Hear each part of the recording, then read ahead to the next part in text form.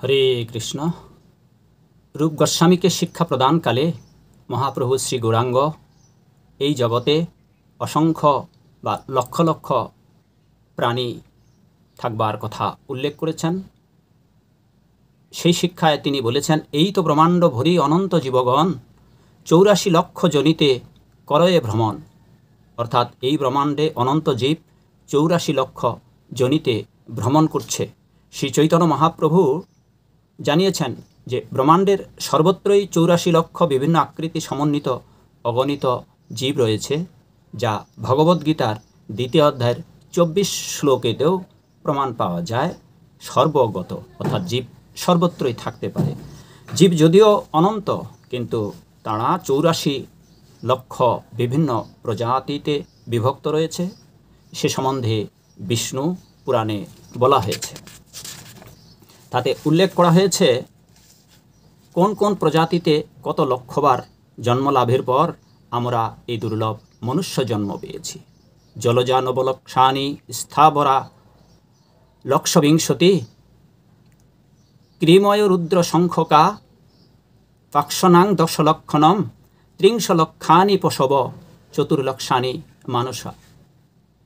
অর্থাৎ 9 লক্ষ জলজ প্রাণী, 20 লক্ষ বৃক্ষলতা আদি স্থাবর, কৃমি কীট সরীসৃপ আদি 11 লক্ষ এবং 10 লক্ষ পক্ষী জনম, 30 লক্ষ পশু এবং 4 লক্ষ মনুষ্য জন্ম, মোট 84 লক্ষ। কিন্তু ভগবত ভক্ত বা বৈষ্ণবাচার্যরা বলেছেন মনুষ্য জন্ম সম্বন্ধে যে ভারতভূমিতে মনুষ্য জন্ম আর কি এমন হবে, এই যে 4 লক্ষ মনুষ্য জন্মের কথা বলা হয়েছে, কিন্তু ভারতভূমিতে এই পবিত্র ভূমিতে মনুষ্য জন্ম লাভ অত্যন্ত দুর্লভ।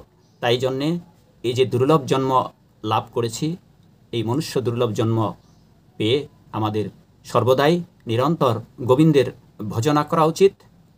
তবে কেবল এই পৃথিবীতেই যে এই প্রজাতিরা রয়েছে তা নয়, পৃথিবীর বহু অন্যত্র অন্য গ্রহে, চন্দ্রলোকে, সূর্যলোকেও জীব রয়েছে, প্রাণী রয়েছে। সবকটি শ্রীল প্রভুপাদ বলেছেন এবং শাস্ত্রে বলা হয়েছে ব্রহ্মাণ্ডের সবকটি গ্রহে জীব রয়েছে এবং সেটি বৈদিক শাস্ত্রের বিধি।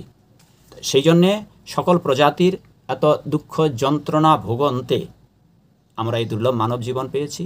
তাই আমাদের উচিত কার্য হচ্ছে শ্রী গোবিন্দের আরাধনা করে দুর্লভ মানব জীবনকে সার্থক করা, যাতে করে জন্মান্তরে আমাদের এই 84 লক্ষ প্রজাতি বা 80 লক্ষ প্রজাতি পরিভ্রমণ না করতে হয়। সবাই সাবধান থাকবেন, গোবিন্দ ভজনা করবেন। জয় শ্রীল প্রভুপাদ, জয় হোক আপনাদের সকলের। হরে কৃষ্ণ।